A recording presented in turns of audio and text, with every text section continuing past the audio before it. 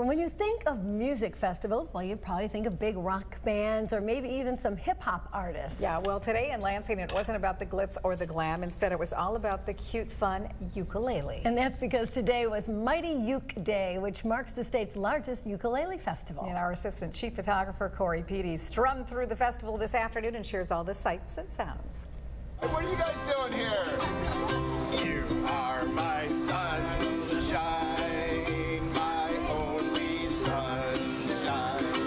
Oh my gosh, this is just so exciting. And the most exciting part is seeing all these amazing people around here. Just fantastic friends, new friends, people on the streets that get interested in playing the ukulele, just listening. This is a blast. So much fun.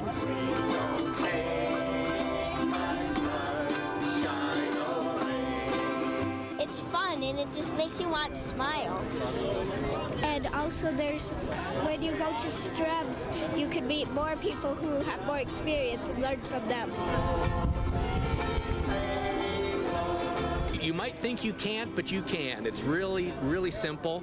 A lot of people think they just don't have that musical ability, but once you pick up a ukulele and just learn a couple of chords and strums, you know, you're very quickly playing some stuff and making it sound like something.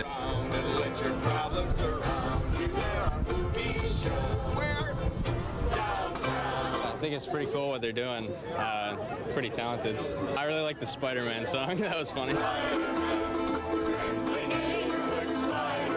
The ukuleles bring us together, but together we make the music.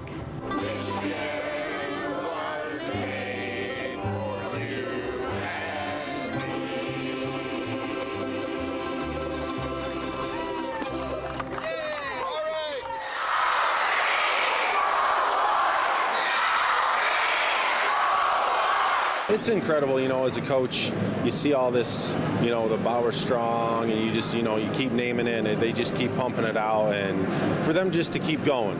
Beat River Rouge by 7 or 8 or whatever it might be. They beat Stockbridge prior to that. They beat, you know, Catholic and Sexton, and, you know, it's just, it's nice to watch them just keep going like that. You were there at Charlotte, being able to cheer the team on. Does that give them inspiration and also give you inspiration as you're getting ready to come back to the bench soon? I'll actually be there tonight, but I'll be able to ride the bus out and just be with them and just, you know, keep them going and keep them pumped up and, you know, just always talking to them and keep them going.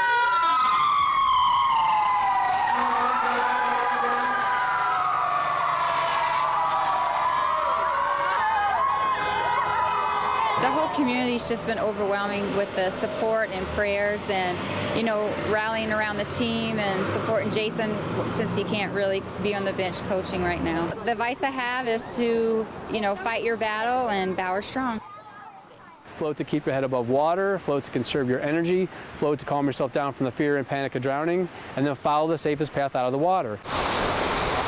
Currents and tides aren't something you have to think about while swimming in a pool, but in the Great Lakes, they should be some of the first things you think about. There are 3 to keep in mind. A longshore current runs parallel with a sandbar or a beach. Oftentimes what we'll have is a longshore current that will be pushing into the pier, and then it goes out.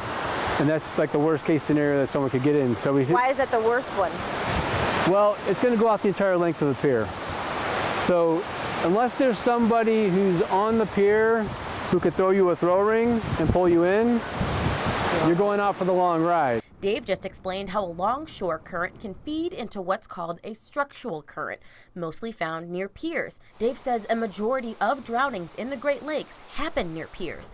To get out of one, you'll have to swim away from the pier and out of the structural current running alongside it. The longshore current can feed into a rip current. You might be familiar with this one. Our waves are coming up on the shore. They're going to rise up the beach and then they're going to recede, possibly carrying you or your child out with them. Even the most experienced swimmers have trouble with riptides, but remember, the longer you can stay at the surface, the higher your chance for survival. And when in doubt, flip, float, and follow the safest path out. Here for you in St. Joseph's, Mariah Harrison, 6 News. today is a great day. We're actually going to deliver them a box of cheer, so to speak, for the holiday season, and they actually get to visit with one of the public servants, whether it's law enforcement or fire. Thank you. Many of them are living independently, and they don't have family or anybody who would otherwise give them a gift. We've delivered in the past, and we've had some people that haven't had gifts in years. One lady it had been 7 years. Being the holiday season, it's a nice warm feeling that you get from the seniors. And this is a great community that we live in here. And it's nice to see the law enforcement and fire personnel and the other volunteers that are here to get out, to take their time, just to say Merry Christmas and give someone a package that they may not receive. What's really cool are that police and fire both, we respond to these 911 calls, and today truly is a day of cheer. So when we knock on doors, they're usually crying. It's tears of joy, but really it's twofold, because in our line of work we do see, some negative with the good stuff that happens, but the senior citizens really help us balance that.